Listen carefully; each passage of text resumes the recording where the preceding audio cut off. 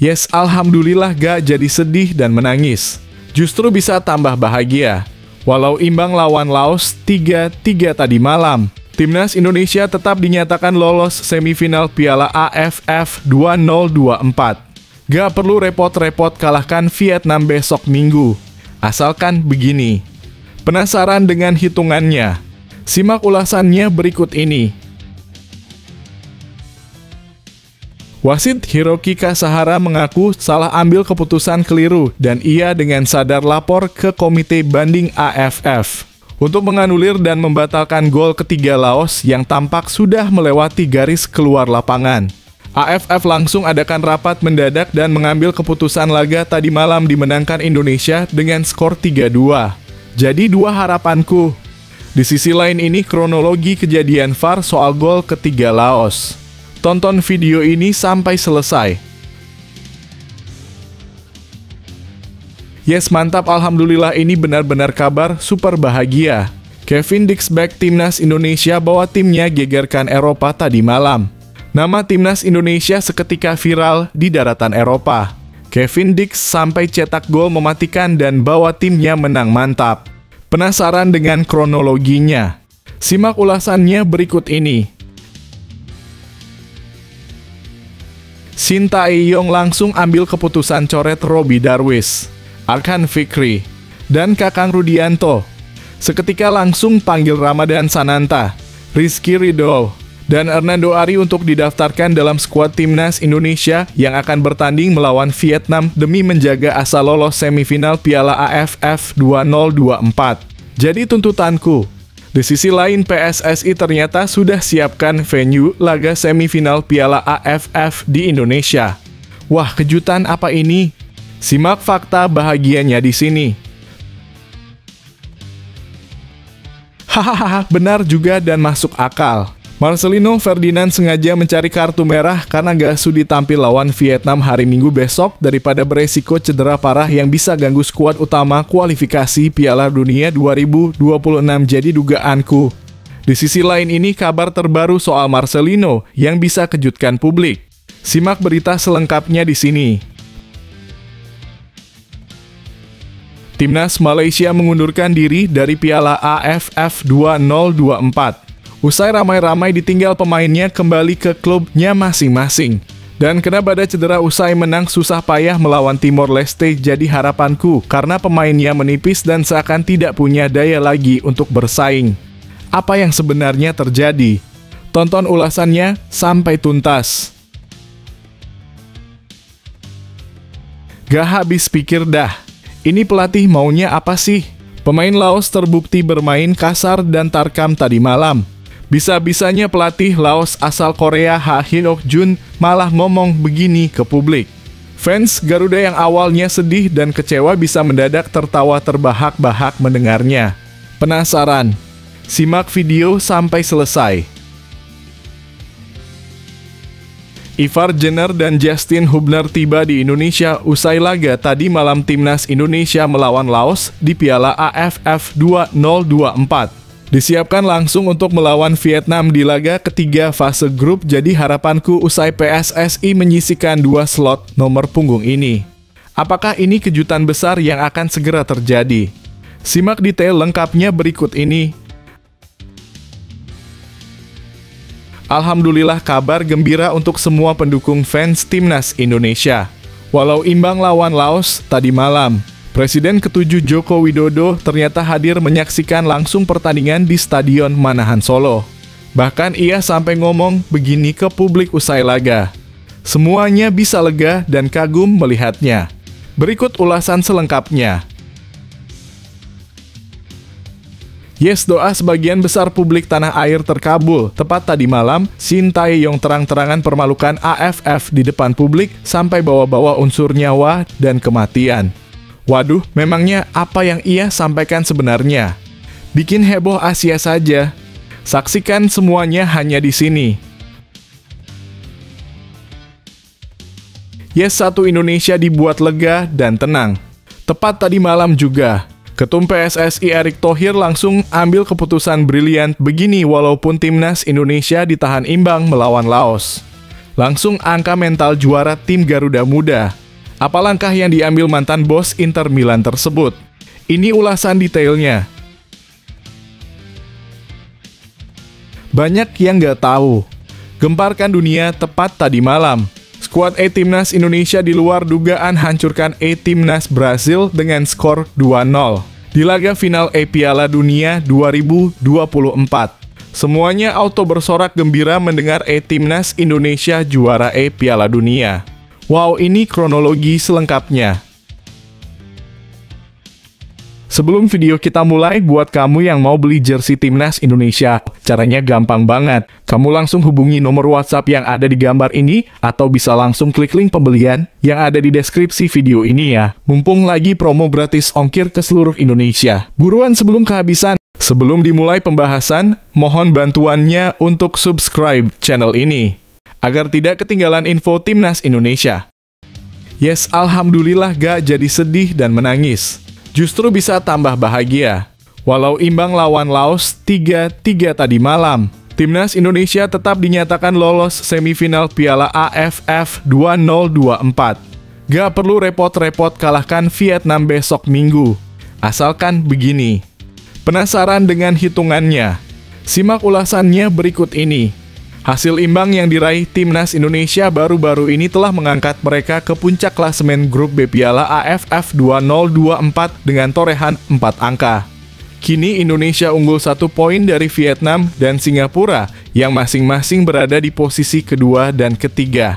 Namun perlu dicatat bahwa kedua tim tersebut baru memainkan 1 pertandingan.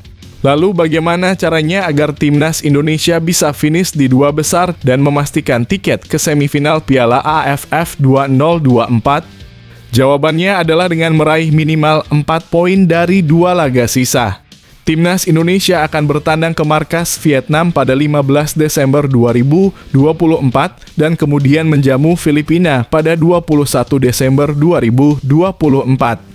Dari 2 pertandingan tersebut, Timnas Indonesia bisa membidik 1 poin saat melawan Vietnam dan meraih 3 poin saat menjamu Filipina. Namun bagaimana jika Timnas Indonesia kalah dari Vietnam tapi menang melawan Filipina? Peluang untuk lolos masih terbuka lebar dengan syarat Vietnam harus menang atas Laos dan Myanmar, 2 lawan yang akan mereka hadapi selanjutnya. Melihat situasi saat ini, Timnas Indonesia bahkan memiliki peluang untuk lolos ke semifinal Piala AFF 2024 sebagai juara grup. Syaratnya jelas mengalahkan Vietnam dan Filipina. Jadi, apakah Timnas Indonesia mampu membuat kejutan besar?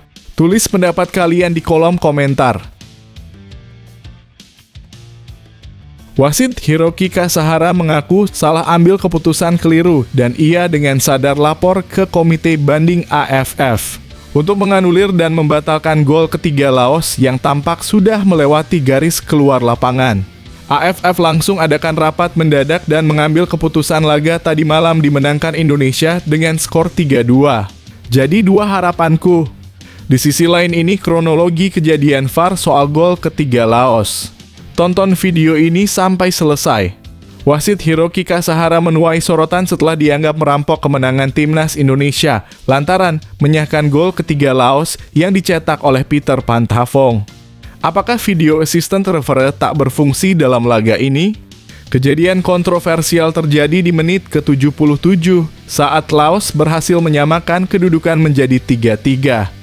Gol tersebut tercipta setelah Peter Panthavong memanfaatkan umpan dari Damot Tongkham-Savat yang sebelumnya menguasai bola yang terlihat telah melewati garis lapangan. Meski demikian, wasit Hiroki Kasahara yang dibantu oleh VAR tidak melihat adanya kejanggalan dan mengesahkan gol tersebut. Padahal seharusnya jika wasit tidak setuju dengan keputusan VAR, dia memiliki kesempatan untuk melakukan pengecekan ulang melalui layar. Sayangnya hal itu tidak dilakukan dan gol Peter Panthavong pun tetap dianggap sah. Komentator Bung Ahai Gunawan bahkan menyatakan di televisi bahwa bola seharusnya sudah keluar garis lapangan dan jika keputusan itu benar, Timnas Indonesia seharusnya menang 3-2. Keputusan ini tentu meninggalkan rasa kecewa bagi para penggemar Indonesia. Kini timnas Indonesia harus mempersiapkan diri untuk laga tandang selanjutnya ke markas Vietnam yang akan berlangsung di Stadion Vietri pada Minggu 15 Desember 2024 malam waktu Indonesia Barat. Apakah kalian setuju dengan keputusan VAR dalam laga tersebut? Tulis pendapat kalian di kolom komentar. Yes, mantap, alhamdulillah, ini benar-benar kabar super bahagia. Kevin Dix back timnas Indonesia bawa timnya gegerkan Eropa tadi malam. Nama timnas Indonesia seketika viral di daratan Eropa. Kevin Dix sampai cetak gol mematikan dan bawa timnya menang mantap. Penasaran dengan kronologinya? Simak ulasannya berikut ini. Back timnas Indonesia, Kevin Dix, kembali menunjukkan ketajamannya di kompetisi Eropa dengan mencetak gol penalti yang membantu FC Copenhagen meraih kemenangan 2-0 atas Hearts dalam lanjutan UEFA Conference League pada Kamis 12/12/2024. Kevin Dix yang tampil penuh selama 90 menit di Stadion Parken semakin membuktikan diri sebagai pemain yang tidak hanya solid di lini pertahanan, tetapi juga berbahaya di depan gawang lawan. Pada laga matchday 5 tersebut, Kevin Dix menjadi penentu kemenangan bagi Copenhagen dengan mencetak gol melalui tendangan penalti pada menit ke-78. Eksekusi penalti yang dilakukan, Dix melaju mulus ke arah berlawanan dengan gerakan kiper kawakan Hearts, Craig Gordon, yang sudah berusia 41 tahun.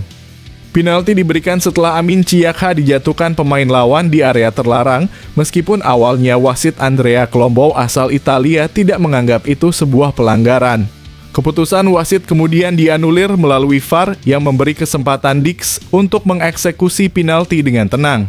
Gol penalti Dix melengkapi gol pembuka yang dicetak oleh Ciyakha di awal babak kedua, yang juga berawal dari kontribusi besar Dix.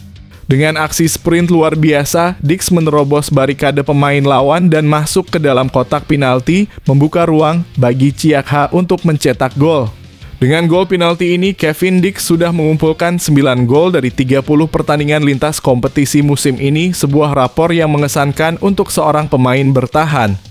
Terlebih lagi, semua gol tersebut berasal dari eksekusi titik putih, termasuk 3 gol yang tercipta di fase grup UEFA Conference League menjadikannya sebagai juragan penalti yang sah.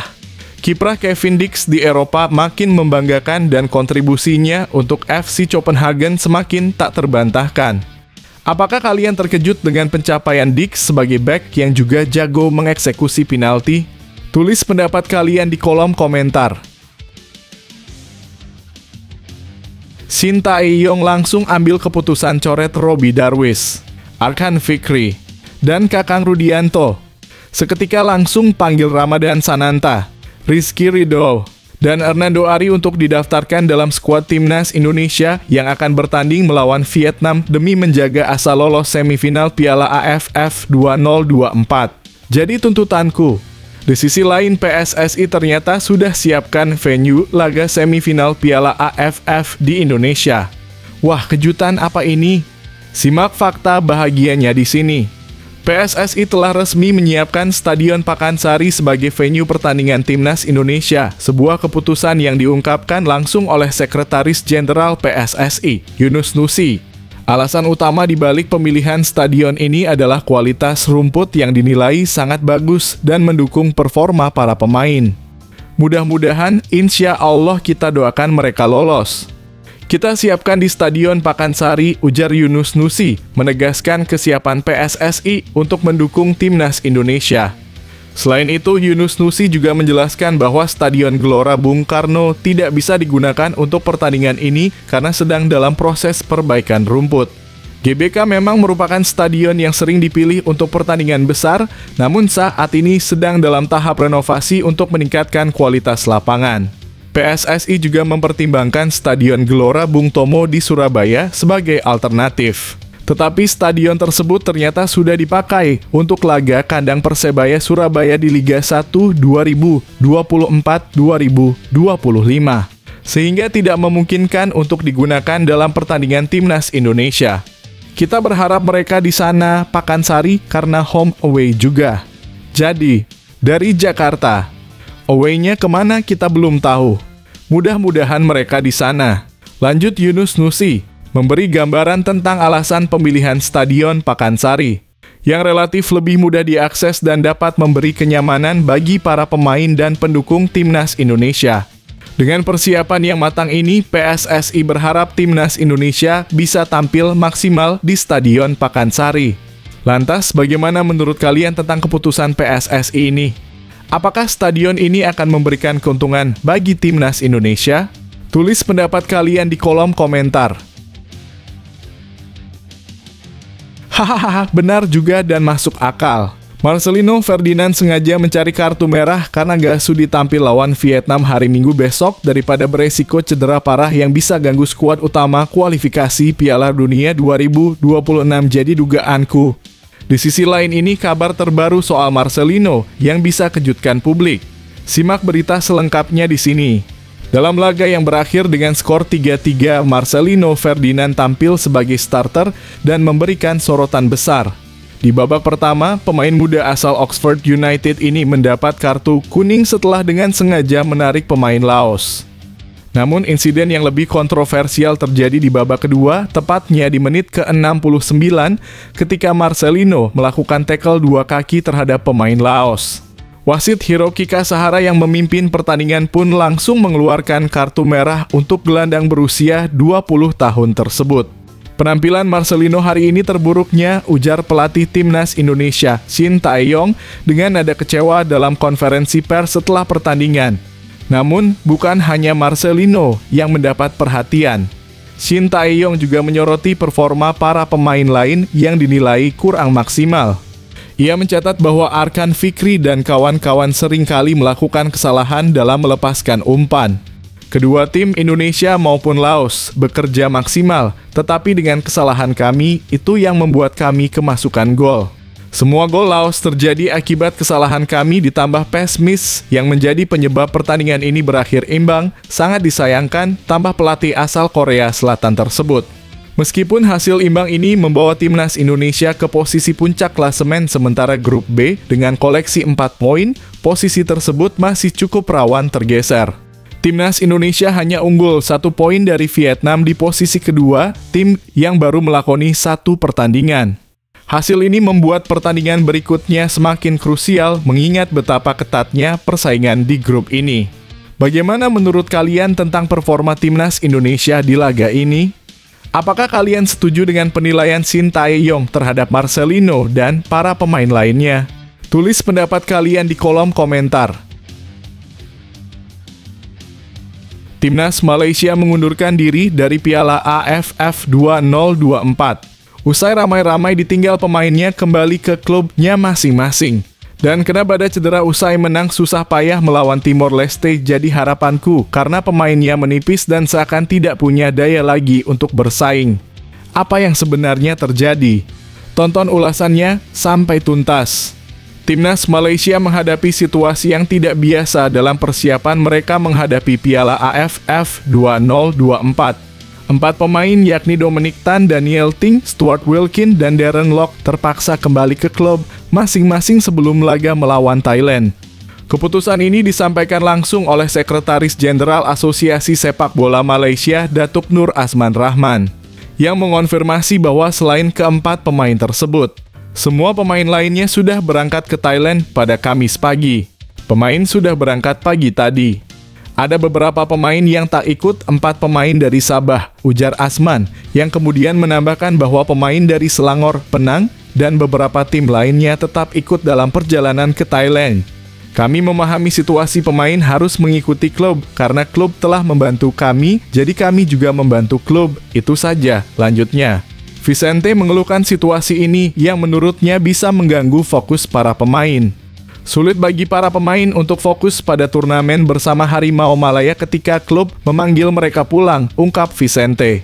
Apalagi tim nasional Malaysia hampir dipastikan kehilangan 3 pemain penting Darren Lock, Syafiq Ahmad, dan Fergus Tierney karena cedera.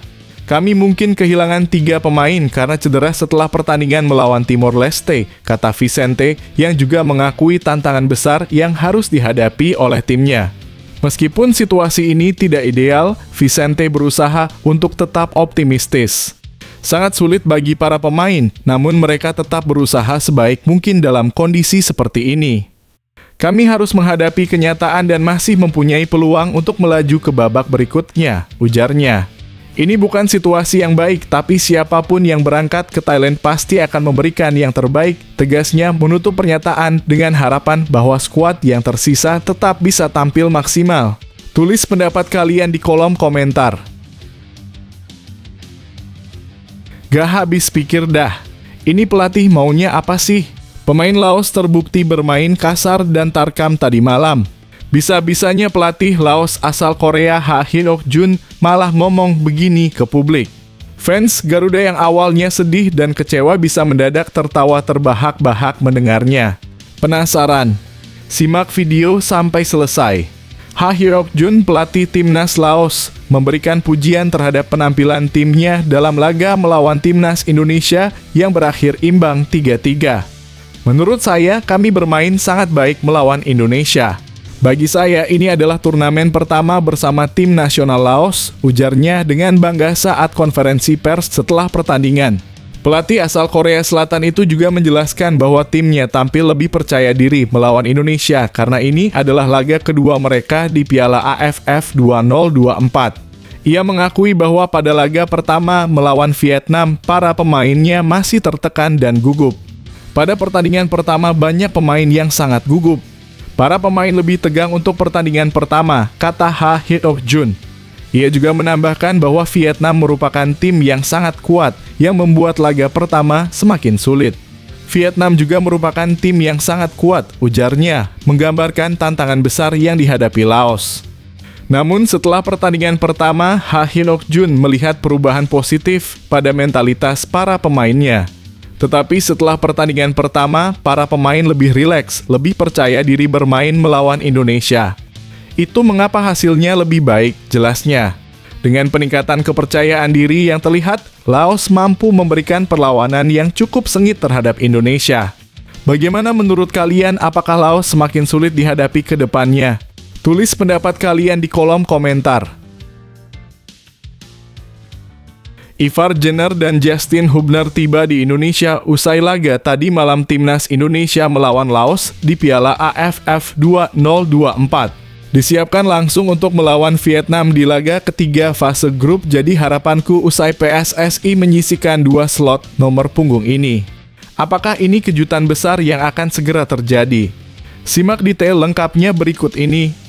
Ada hal menarik yang mencuri perhatian dalam susunan pemain timnas Indonesia di Piala AFF 2024. Pada daftar susunan pemain yang diumumkan setelah pertandingan melawan Myanmar pada 9 Desember, terdapat 2 nomor punggung yang kosong, yaitu nomor 6 dan 23.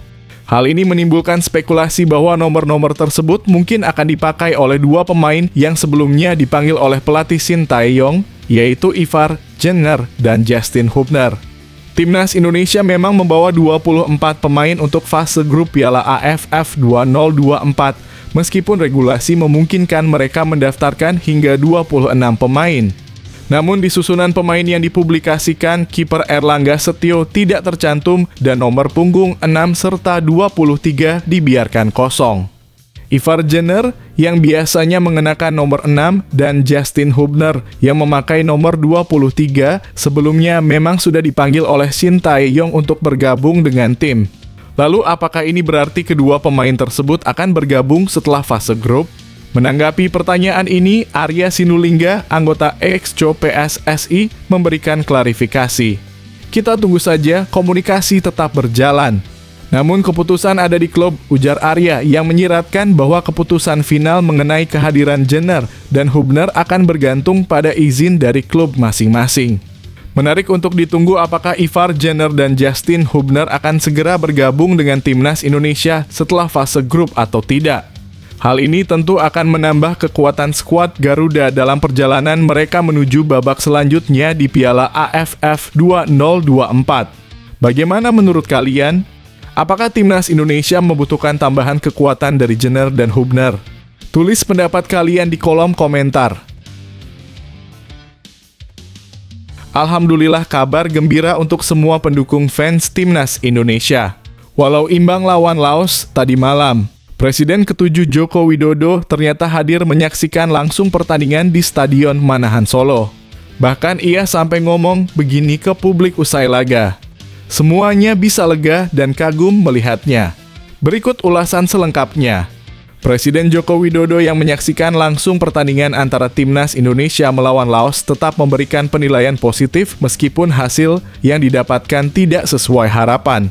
Meskipun pertandingan berakhir imbang 3-3, Jokowi tetap mengapresiasi perjuangan para pemain Timnas Indonesia.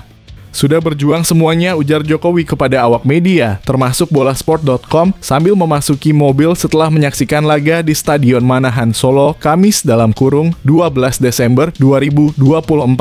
Mantan Gubernur DKI Jakarta ini memuji usaha keras yang ditunjukkan oleh Kadek Arol dan kawan-kawan yang terus berjuang hingga detik-detik terakhir meskipun hasil akhir tidak memuaskan. Meski Timnas Indonesia hanya meraih hasil imbang dalam laga kedua Grup B Piala AFF 2024, Presiden Jokowi tetap memberikan apresiasi terhadap dedikasi dan semangat juang para pemain Garuda. Hasil imbang ini juga membawa Timnas Indonesia sukses menggeser Vietnam dan kini berada di puncak klasemen sementara Grup B dengan 4 poin dari 2 pertandingan. Mereka unggul 1 poin atas Vietnam yang menempati posisi kedua. Dengan hasil ini, Timnas Indonesia masih memiliki peluang besar untuk melanjutkan perjuangan mereka di Piala AFF 2024. Apakah kalian setuju dengan penilaian positif Jokowi terhadap penampilan Timnas Indonesia? Tulis pendapat kalian di kolom komentar. Yes, doa sebagian besar publik tanah air terkabul. Tepat tadi malam, Shin Tae-yong terang-terangan permalukan AFF di depan publik sampai bawa-bawa unsur nyawa dan kematian. Waduh, memangnya apa yang ia sampaikan sebenarnya? Bikin heboh Asia saja. Saksikan semuanya hanya di sini. Padatnya jadwal Piala AFF 2024 kembali mendapat kritik keras dari pelatih Timnas Indonesia, Shin Tae-yong. Usai pertandingan antara Indonesia dan Laos yang berakhir 3-3, pelatih asal Korea Selatan itu menyatakan bahwa jadwal yang begitu ketat bisa sangat merugikan fisik pemain. Piala AFF jadwalnya sangat ketat, ujar Shin Tae-yong mengungkapkan kekhawatirannya. Jeda antara pertandingannya cuma 3 hari. Ini sama dengan membunuh pemain, lanjutnya menunjukkan betapa padatnya turnamen kali ini. Shin Tae-yong menegaskan bahwa jeda antar pertandingan seharusnya ditambah setidaknya 1 hari agar tim punya waktu lebih untuk pemulihan. Pasalnya, setiap tim membutuhkan waktu hampir sehari penuh hanya untuk melakukan perjalanan ke lokasi pertandingan. Contoh konkret yang diungkapkan Shin Tae-yong adalah perjalanan Timnas Indonesia dari Myanmar ke Solo untuk menghadapi Laos. Kami menghabiskan 16 jam perjalanan dari Myanmar sampai ke Solo. Tim juga disibukkan dengan transit ke Kuala Lumpur dan Jakarta sebelum akhirnya sampai di Solo, jelasnya. Setidaknya harus 4 hari jedanya, lanjut pelatih berusia 54 tahun tersebut. 1 hari habis untuk perjalanan. Nyatanya usai melawan Myanmar, kami harus transit ke Kuala Lumpur, Jakarta sampai Solo selama 16 jam dalam perjalanan. Kondisi serupa kembali terjadi sebelum pertandingan melawan Vietnam. Menurut Shin Tae-yong, situasi ini membuatnya hanya bisa fokus menjaga kondisi fisik pemain agar tetap fit dan terhindar dari cedera. Jadi, bukan pentingnya performa tetapi jaga kondisi pemain agar tidak mengalami cedera, ujarnya, mengingat pentingnya menjaga kebugaran dalam jadwal yang sangat padat ini. Shin Tae-yong juga memohon kepada AFF untuk lebih memperhatikan kondisi fisik pemain agar mereka bisa memberikan performa terbaik di lapangan. Mohon kepada AFF juga harus memikirkan cederanya pemain.